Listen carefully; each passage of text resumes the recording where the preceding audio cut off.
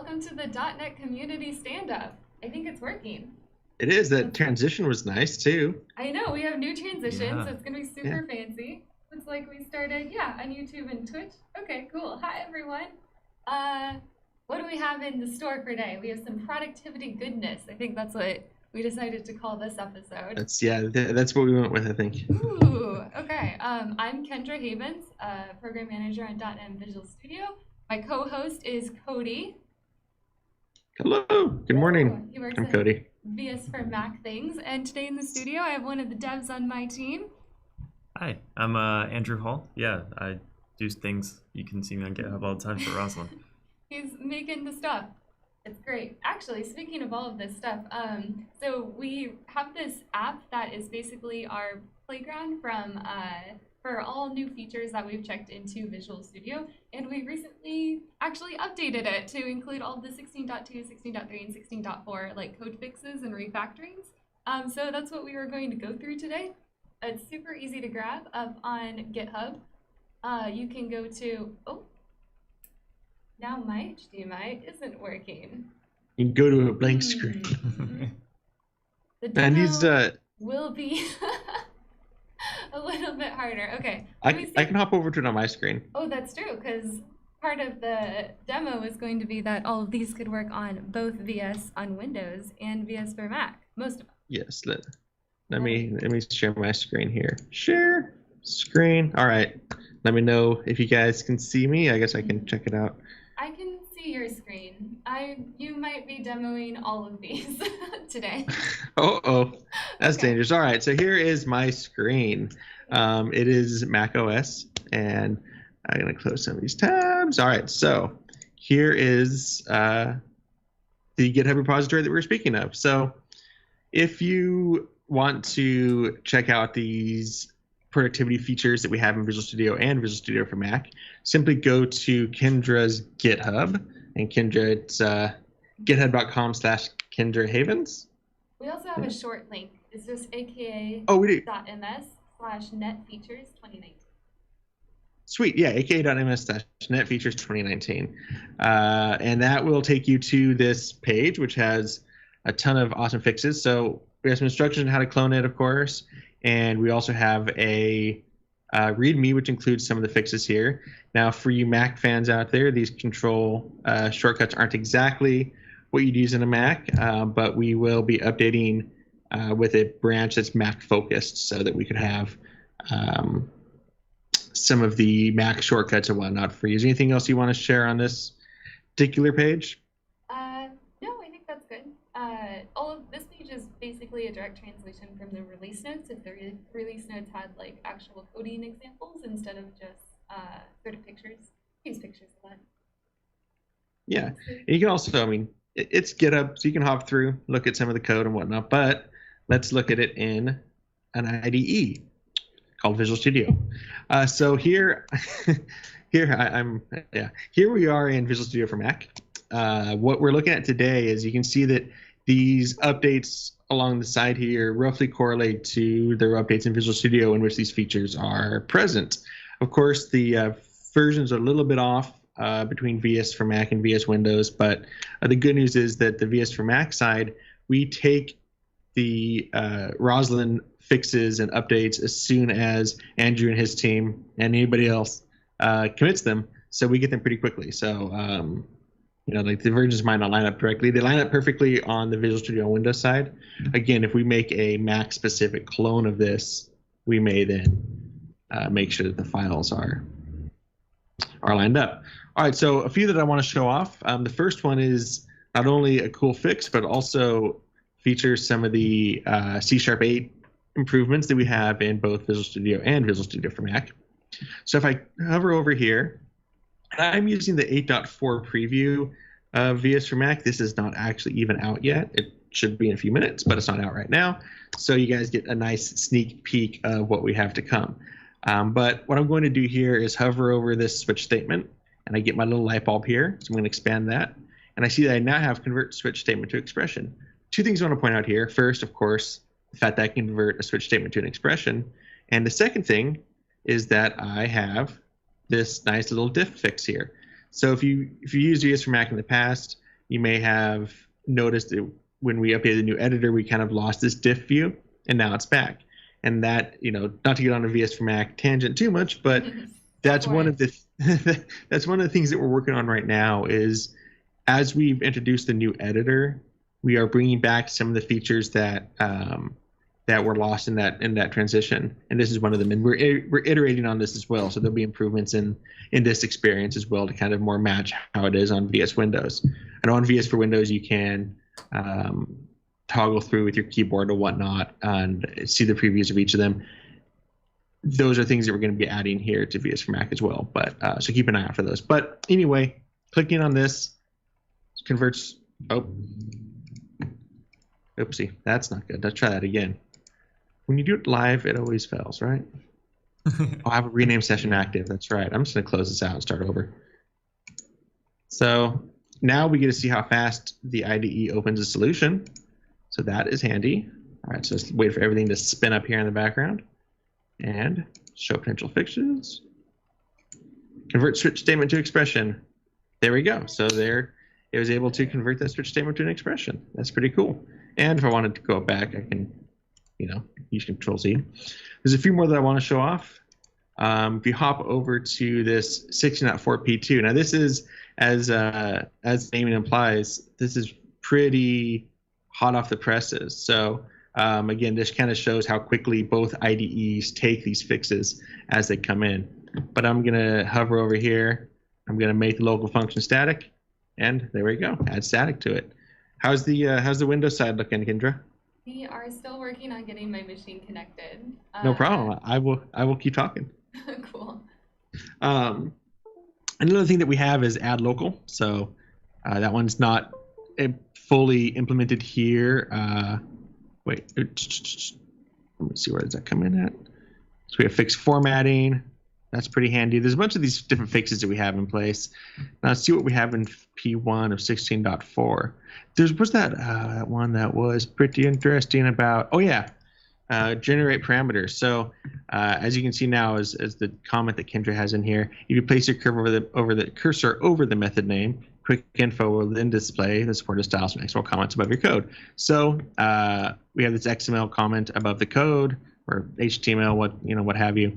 If we hover over generate parameters, you see that we have a link to Bing and then bullet line. So I can change this to VS for Mac is pretty nice, and hover over it, and then VS for Mac is pretty nice, which is true. I agree with this comment because I wrote it, I guess. Let's see what else we can do. Place your cursor in the chain cones. Where's that at? Oop. Place your cursor on any of the call chains.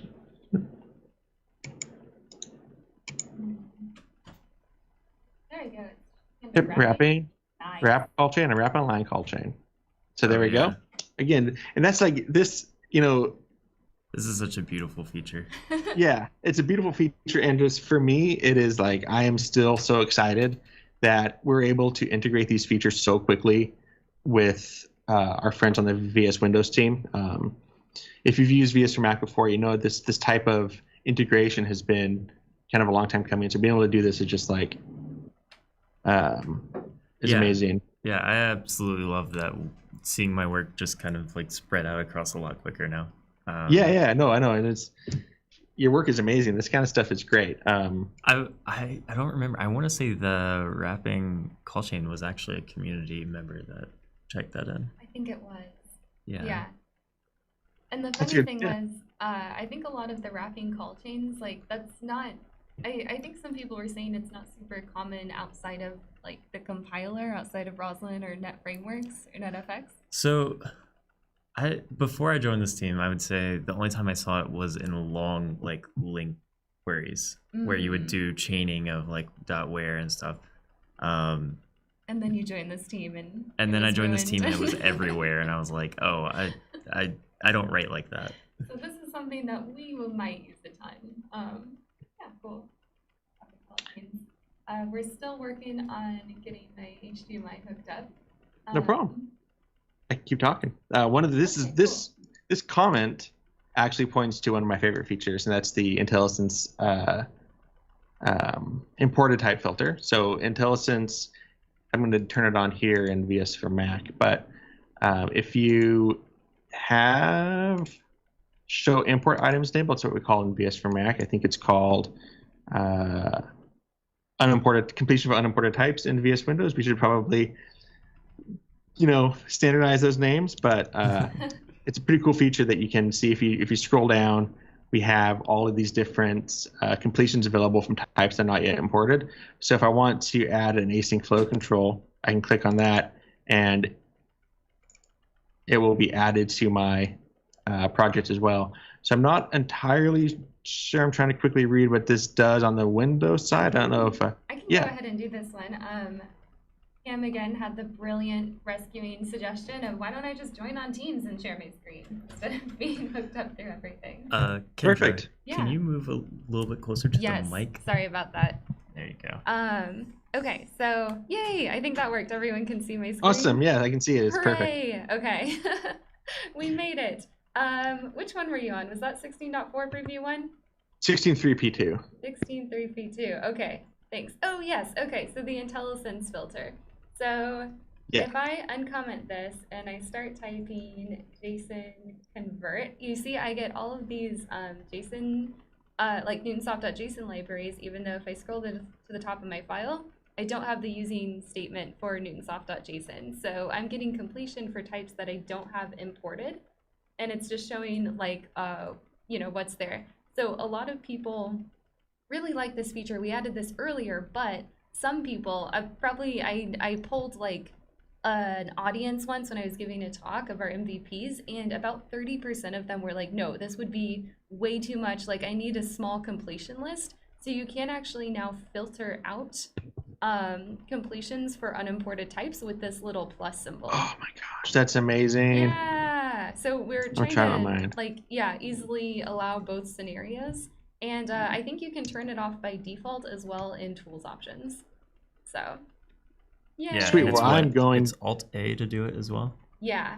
All of the Intellisense filters have like Alt keyboard shortcuts. I just recently learned that, and it saves my life now. Like it's literally like I feel like I don't know why nobody told me about this before. You feel like betrayed. That's the thing. It's like I love Intellisense, but sometimes it is just like too long, and I kind of generally know what I'm looking for, and being able to filter it a little bit better using the mouse was such a pain. Yeah. Sweet. Okay. Yeah, just for documentation on that in VS for Mac, and now I know them by heart because of the fact that I had to write that documentation, and it's amazing. I am like literally going to be messaging the dev team on the editor to get that added right now because that is amazing. That whole nice quick toggle. I love that. Cool. So I was kind of messing with stuff over here, and I might have not. Did you show sort usings? I didn't, but let's do it. Okay, sweet. So sort usings, if you right click, we added it to remove usings as well, so you can only do sort usings at the same time you were also doing remove usings, because we thought, actually, I think we were able to look at some internal telemetry on our team and be like, yeah, we never call sort using without also calling remove usings like right after it. Like it's all one. It was such a common thing to do together. We thought it was a great idea. We thought it was such a good idea. But, oh my gosh, maybe my mic isn't on? Okay, sorry about, maybe I should just, should I just talk into Andrew's mic? Would that be better?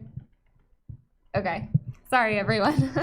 Anyway, so we added, but instead, as soon as we did that, we got a ton of feedback to bring sort usings back as its own individual command, because there were still a lot of scenarios that people wanted to run sort usings without removing everything. Maybe they had an intention to move them, or they just wanted to keep track of everything that they did have like dependencies already installed for and all that. So we added sort usings back as its own command.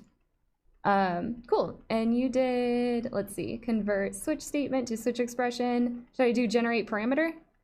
Yeah, let's generate some parameters. Sweet. Let's do it. So let's say I just randomly type something and initialize it. We have a lot of generate like field property local, and now we have generate parameter. Well, it's new, kind of just one more thing that's pretty nice. Did you do rename file? No, not yet. No, but Right? that one's amazing. Yeah. Yeah, so if I put my cursor into a class name and type Control RR to rename, we now have this checkbox to rename this file as well that it's contained in. So if I did preview and hit apply, you can see that now my update 16.3 preview 1.cs file was also renamed, which is pretty sweet. And that will be coming to VS for Mac real soon.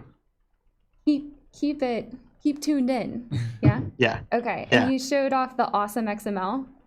Mm-hmm. Yep. So cool, these links. Okay. I know, Okay. it's so great. Call chains we got, and we did we do initialize a local variable from initializer?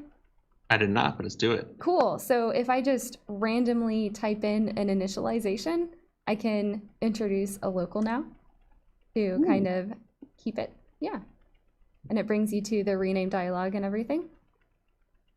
Sweet. Try that one on mine. That's in 16.3p2. Let's try that. 16.3 preview 2. Should we switch to your screen or see if it works? No, not yet. First? Let's see if it works first. Yeah. Obviously, we plan these demos super well. It works. I think that's actually a pretty cool testament of Yes. the fact that like things just now work across both. Yeah, Right? absolutely. Like, it's amazing. Do you want to share your screen, Cody? I stopped Yeah, I got sharing mine. so that, okay. Now we have to So- coordinate a little bit. We don't have the pretty transitions. Oh Can you no. make your font way bigger, actually? No, it's good. I think I hit zoom way too many times. Oh gosh. There you go. Is that better? That good? Yeah, that looks great. All right, cool. So yeah, so here's a new date time. Click on this guy. Oh, oop. Where is it? Quick fix. Introduce local for new date time. Bloop. There we go. So we don't have the rename yet, but that will be coming in shortly. Again, that's kind of one of those features that we. So they kind of, to give a little bit of background on it, features that don't require any custom UI. Like, so you've noticed when Kendra did the rename, it popped up that rename window. Yeah. Those have to be, we have to do those UIs natively on Mac OS, because if you think back to when we talked about how this editor was designed on the Mac side, we took the core of it, but the UI is still native Mac UI, so it's still Cocoa. So we need to implement a Cocoa version of that WPF UI layer or UI element that Kendra demonstrated. So those things take a little bit longer to get in place, but these ones that are just strictly edits to code and formatting, those come in like real quick. Yeah. That's kind of the difference there on why they can take a little bit more time. So we got a question in chat. If we change the class name, is there a quick fix to align the file name? There is. That one's actually been in for a little while. Yeah, okay. So should I switch back to my screen, Cody? Yeah, hop on Okay. back to yours. Okay. And it's live. Okay, cool. So you guys noticed that I had just renamed this to preview 1.16.3, and then my file name was in sync with my class. So if I go ahead and delete this and maybe save it, I will now get a quick fix to rename the type to matching the file name. Is that Nice. the one you're Kinda talking do about? There is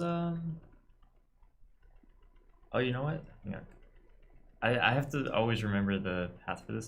So you're talking about when you rename. I think there's, if you rename my type, or if I rename my file rather, there's one where I can just say hi. Okay. And now if I go into my file, it'll say rename type to hi. Hi.cs. Oh yeah. So we do that. I believe. So we do it from, if you change the file name, we match the class name to it, but I'm not sure if we match the class name when you change it to change the file name right now. We moved on. I thought we had that. Unless maybe, you use maybe I'm thinking of an rename issue Control that we have. RR. Yeah. Yeah, we might have an issue to add that. I don't remember. Okay, well, if you guys want that and you don't want to use the Control RR, which is, I guess, the way to do it right now, because I guess if I actually renamed this and had, type does not match the file name, now I get a warning.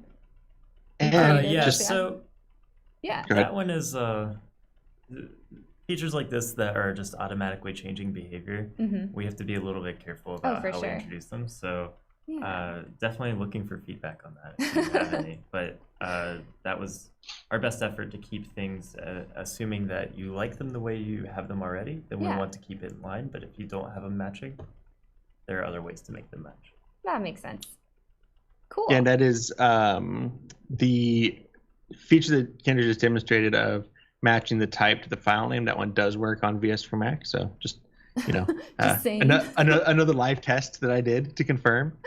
Cool. Okay. Very cool. Add null checks. That's good. Yes, we're excited about that one. So an intern implemented this, which is super cool. Oh, nice. Yeah. So not only can we add a null check, like we've always had add individual null checks, but if you had a whole list of parameters, we didn't have one for adding null checks for all parameters. And this is another cool thing. Notice like we used is null or empty instead of like exclamation point equal sign or whatever to check these for these strings. We were actually able to, again, like look at what our team used most often. Oh, that's amazing. We're kind of trying to, I guess IntelliCode started us off like we should actually look at what is being used in the industry and refactor based upon like what is most commonly used. So we're getting there. That stuff's crazy. I mean, all that like analysis that we can do based on that machine learning IntelliCode stuff is just blows my mind. Yeah, super cool. So I kind of showed configure suppressing issues from the editor a little bit ago because I was just, are you okay? Yeah. Okay. Oh, actually, was there more questions that I missed before I just continue There was one on? question I don't actually know the answer to. Khalifa loves Intellisense. Someone had a question about if the new code issues button at the bottom of the editor is for editor config files or another one. And I think it is for editor config. Are they talking about, let's see, I should delete a semicolon. This guy? Yeah, I believe that's the no issues found currently at the bottom there. Yeah. And then, this is also a link to, so editor config, like errors and warnings, anything that you have set to a higher severity level will show up. And it's also like a link to the error list. So editor config warnings, errors, and messages all also show up in the error list. So that is, we call it the file document health indicator. Ugh, naming. Anyway. Anyway. It's disgustingly accurate. Yeah, it'll show anything. It's really just this is what the error list sees on this page, which can be affected, of course, by what settings you have in your editor config. Yeah. Cool. Let's see. Now I gotta scroll down in our questions. Let's see.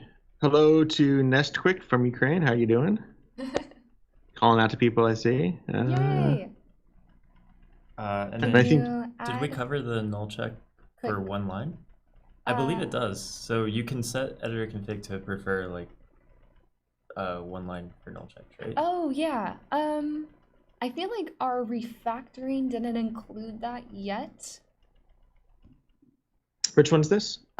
Sorry. So the question was, can you add a null check quick fix to a one line, like so without the curly braces? Because as you can see, this added a ton of white space, and that I'm not really interested in. Like now that I'm catching the exception and I can actually print it and everything, like, do we really need everything else? Yeah, you know what? It's a good question. I don't actually know. I think I'll write that one down as I need to figure that out. That's good to know. Andrew Hall will follow up on Twitter. Yeah. If that's cool. Yeah, I'll volunteer you. Okay. We can do the PR live. Let's just do it right now.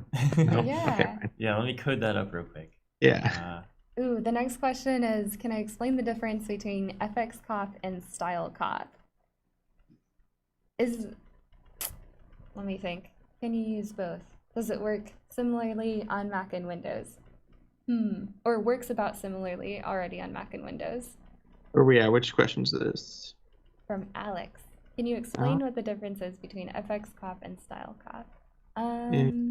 Sure. Are we getting questions from Facebook? We stream on Facebook now? Oh my goodness. What?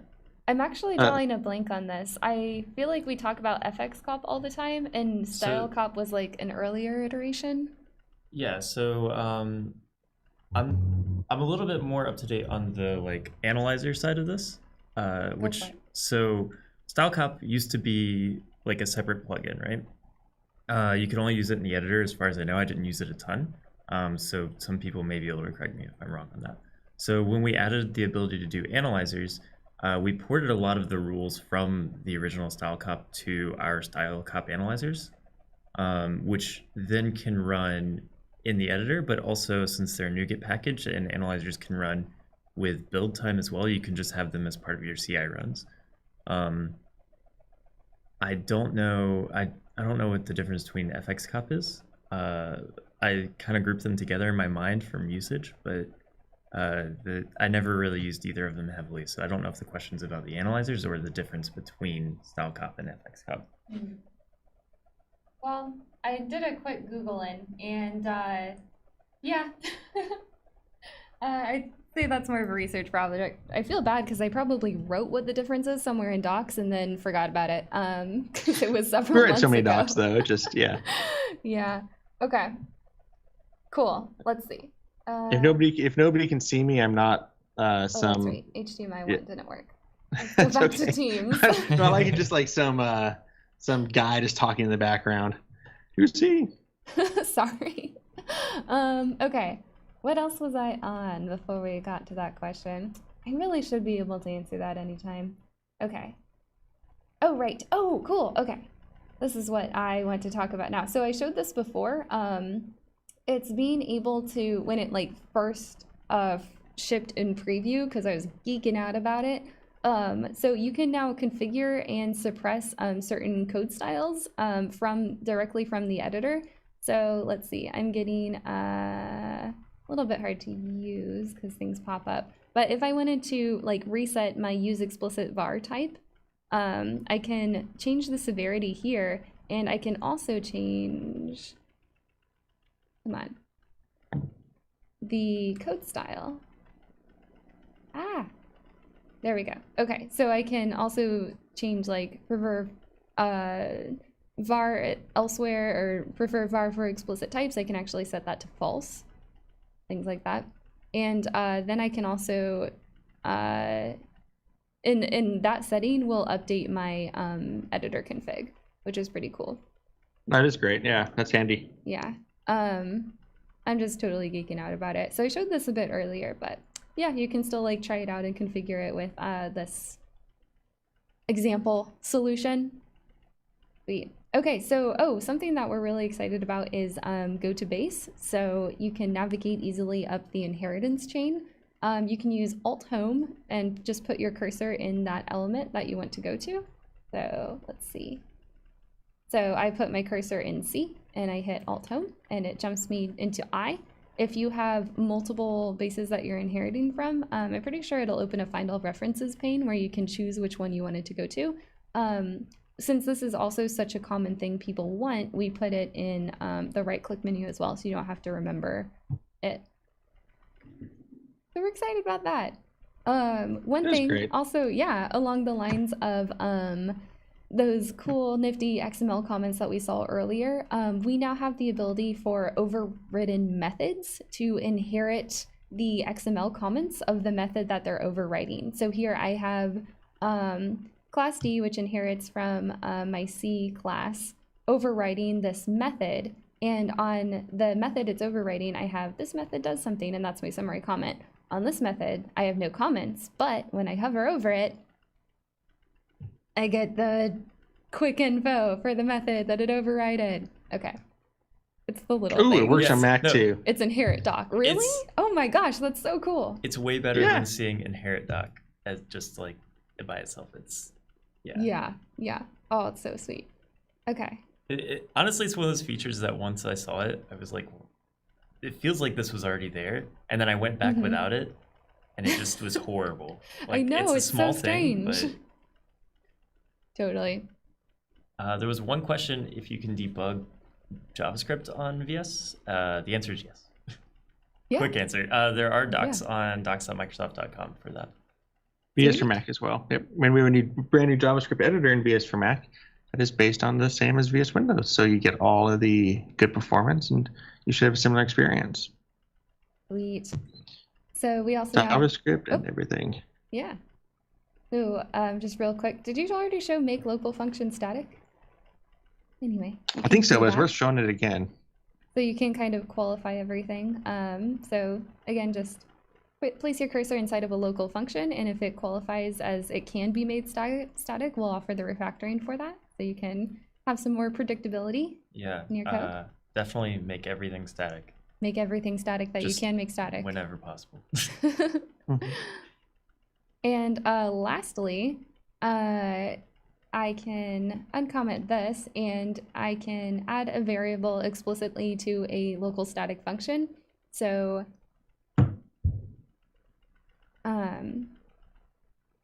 yeah, so this is causing an error, and I can pass in, the captured variable as an argument into my add local function because it senses that this exists outside of the local function scope and it's trying to use it. So, pretty cool. That is everything that I had. And again, you can go back to earlier updates and look at all of our regex and fixing spacing and editor config and new colors and everything that we've checked in since 15.8. There's a lot of stuff. All right. Oh, wait, I had one more. Tons of cool stuff. Ooh, one more. Sorry, I just remembered. This is also very, very new. You can also remember how I was showing set severity in the editor? You can right click on what is going on in your error list as well. And you can still get the suppress and set severity options from the error list. You don't have to even find it in source code. It's like also just all at your fingertips. Which is pretty cool. Okay. What else did we want to talk about today? We have a good question from Jim on YouTube. It's, does the XML doc inheritance also work with libraries? Yeah. Should, yeah. Yeah. No difference. Let's see if I can stop presenting so that we can have a chat. Yeah, have a chat. There we go. Oh, I should put my glasses back on so I can actually see them. There we go. So one cool thing I want to talk about. If you are a VI fan and a Mac user, let me start over. We have the VS Windows has a VI plugin made by Jared Parsons called VS Vim. We used to have a Vim plugin on VS for Mac, but when we switched over to the new editor, we changed a lot of the extension APIs and whatnot, so we lost that add-in. Well, one of the team members in his free time has been porting Jared's VS Vim extension over to VS for Mac. And it's called, VS Vim Mac or something, VS Mac Vim. And it's not quite in any extension galleries yet, but it is on GitHub as a branch to Jared's extension. It's great though. One of the cool things about this is not only do you get these nice VS Vim extensions or shortcuts and whatnot, but it also speaks to the ability to really port a lot of these extensions that we have on VS for Mac or VS for Windows over to VS for Mac.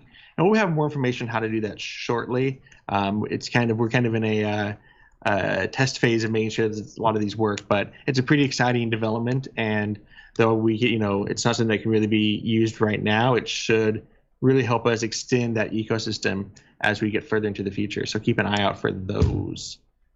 Sweet.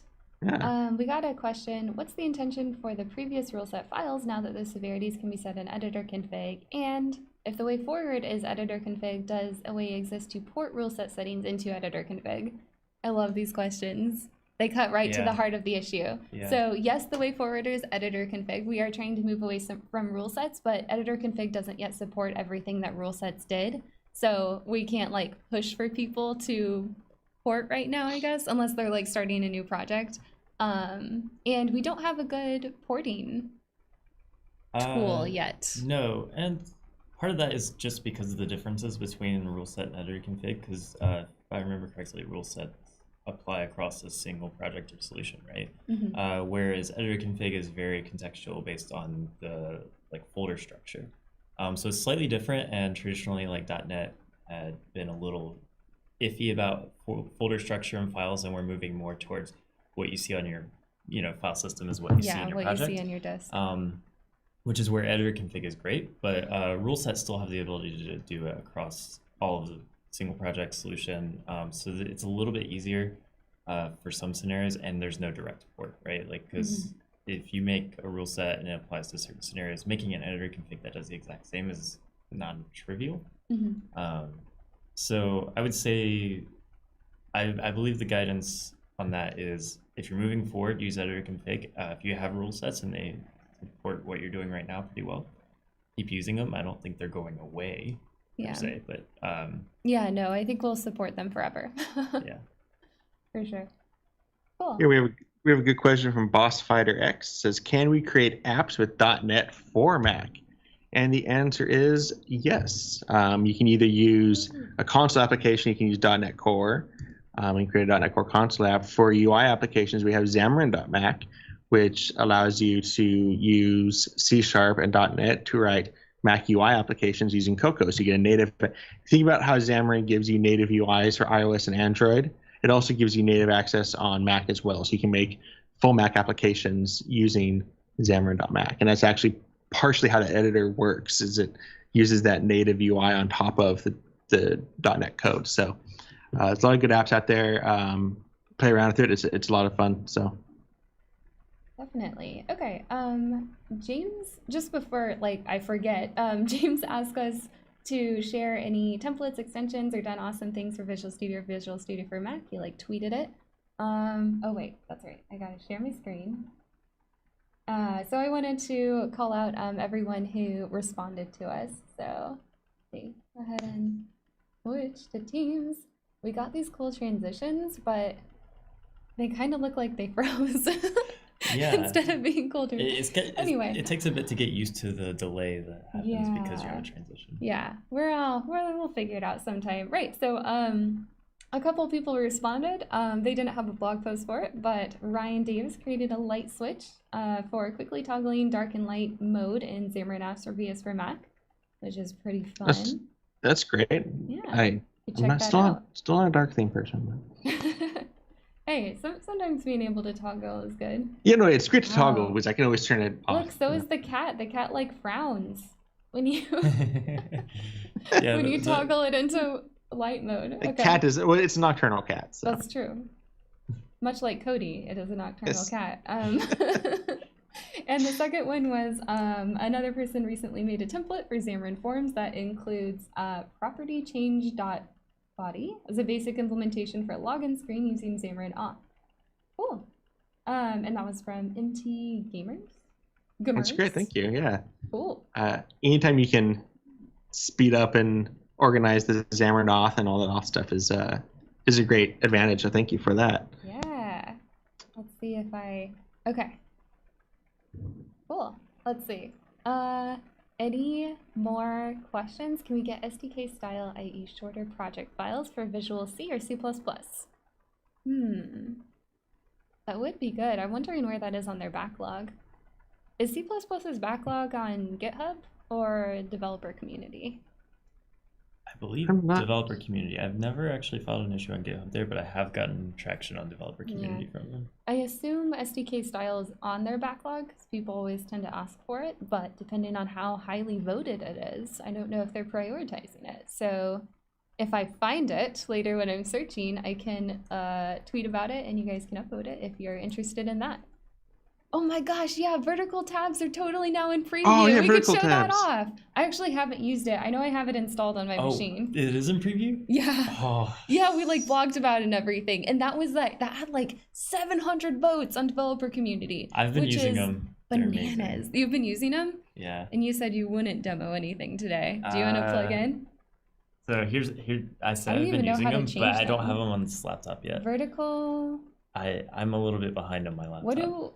I forget how to, okay. Just show the blog post. Vertical document tab layout. We could just show the blog post, but you know us. That's not as fun. We but... try demos on the fly. Do it live. Here, Andrew, you read the blog post. Where's vertical the tabs post? in Visual Studio. Okay, I don't know, somewhere on one of our blogs. I got it. And I'll try to find it. I think it's vertical tab document layout. Yeah, it's in preview features. I can manage it. Adds vertical tags for open documents. You can manage your tab Tools, layout. options, environment tabs. Okay. Okay, so I still need to go to tabs. Oh yeah, this was posted yesterday. Here, I'll post the link in everywhere. Let's see. Okay. Just, I think it's under tools. Yeah, Gotta tools. go manually. Yeah. I always look for to see if things are indexed yet. Oh, right. Because I tabs in Windows. This guy. Wait, where is it? Is it the tab layout set? Is this one? I think it's the set tab layout, isn't it? To your left. No. Try set tab it. Yeah, This one? to left. Yeah. It's a lot easier to find in the search, like the control key search. Whoa. Oh, there we go. I am shocked. What happens if I minimize it? Does it go like, ooh, bananas? Oh my gosh. That's it. So that's it. Yeah. That's what that is. You can also, you can, crazy. can you pin it? Oh, it is pinned. Is it automatically pinned, or can you unpin it? Boom. Oh, you can pin tabs. That's cool. I was wondering if you could pin the view itself. So like you can only see the tabs when you hover over, but it doesn't look like pinning's there yet. Yeah, I thought it'd actually be vertical. Did they talk about that in the blog post? I just go pasted to it and just didn't read the whole thing. Studio blog tabs. Right there. Right there. Yes. Thank you, Stephanie. Yeah. Oh, I also could have right-clicked on it. Ooh, go Stephanie. Oh my gosh. Okay, so you can right-click on the tab and set layout from there. So I didn't have to do all that tools option stuff. And then I could set it to the right. I'm so glad they enabled it for both left and right. That's great. Yeah. Wow, we were so excited about this. Okay, but you have to enable this option under preview features. And you have to have 16.4 preview 2, I believe. Yeah, 16.4 preview 2. FYI. Thank you guys for suggesting that. That was super fun. Yeah, that's a great one. Now I have to buy a wider screen. Oh, okay. I haven't actually used the grouping yet, but I saw that in the blog post. I'm pretty excited to try that out. That is so fun. And we have sorting. I'm just waiting. I haven't even filed this feedback yet, just off the top of my head. But if you've ever used the tree style tabs in Firefox, if we get that in Visual Studio, I would be really happy. It's good. Is that when they stack at the top of? Yeah, so it like starts embedding based off of when you click links and stuff. So that would be really cool as you're navigating through code. Whoa. Sorry, I was checking out these groups here. Yeah, the tab groups are pretty fantastic, bananas. right? I was kind of zoned out watching those. Like I don't know how you can. There's a lot of stuff going on at one time. Oh man. Look at that. Look at all that. What is next? We'll be monitoring feedback. Okay, so we did have a suggestion to like, why isn't one of the options bottom tab layout? Which, why not? Actually, we gotta figure out if people will actually use this before we bother to implement it, or else we'll, miss out on all of the other features we could do. Some people don't see a preview option. It should be under preview features under environment. Yeah, make sure and if you check that, then the 2. option will appear. You have to have 16.4 preview 2 as well. It doesn't work for preview 1. Okay, yeah. I think preview 2 came out. Was it yesterday? Preview 2 came out.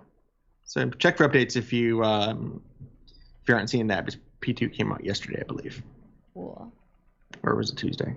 I felt like it was longer ago than that, but I'll go with whatever Cody says. That's a dangerous way to live life. Don't always just go with I can't keep up with those things anymore. It's been fine so far. Okay. Cool. Let's see. I'll stop sharing. Any more questions out there in the community? Then we'll transition into 72-inch 4K TV. That's perfect. That'd be perfect. Cool. I think we're good. Yeah. Glad we showed off vertical tabs. That was pretty fun. Yeah. All right. Well, I think we'll wrap this up. If you guys have any future like blogs or community projects that you want us to give a shout out during this, we'd love to do so. Oh, how about doing a .dev container feature from VS Code and VS? Oh, yeah, we're thinking about it. Cool. Anyway, yeah, give us a shout out. We're always pretty available on Twitter, so if you have questions or stuff or you want to get more involved, let us know. We always take feedback. Andrew and I work a lot on Roslyn, and that's all open source, so issues on GitHub, you can interact directly with the team. Otherwise, file something on developer community, or if you don't know what repo an issue belongs in on GitHub, file it on developer community, and we'll triage all of that for you. And taking your feedback, it's always really useful. Yeah, you'll actually see it on developer community too. Yeah. I triage some of those. Oh yeah, you'll see my name quite a bit there too. Yeah, it's a fun. And you can tweet your VS for Mac ideas to @CL_buyer, and I will be looking for all of those too. So feel free to share your ideas on how we can make VS for Mac even better, and also developer community, of course. Yeah. Oh, and we were going to call out all of the .NET Conf videos that we did. So we did a huge release where we like live streamed for like 48 hours straight or something like that. 72 hours? I think it was 3 days. Yeah, Scott Hanselman got really tired the whole time, just 72 hours away. And Jeff Fritz, oh my gosh. They had like the night shifts streaming from like 2 a.m. to 6 a.m. like with community members all around the world. Anyway, it was Jeff was there at 8 a.m. too. It was like, what? I know. And John Galloway, yeah. So we so all of those videos are on YouTube or Channel 9 if you want to check out all of those playlists. That'll be pretty cool. Check them out. And Ignite is soon. Ignite is November 4th. So I'll be there. Will you be there? We'll see. Okay. Cody, will you be going to Ignite? I am not, but we do have. I will not be at Ignite, unfortunately, but we do have folks. I think Syed is going to be at Ignite, I believe, but I confirm that. So. Awesome. Oh yeah, I'm doing the VS for Mac demo in my talk. Yeah. I should figure that out. No, I'll just show what we just showed. It'll be fine. Yeah, it's great. Cool. Okay. Well, thank you guys all so much for joining in. We'll sign off. Perfect. Thank you, everybody. Thanks. See you next time.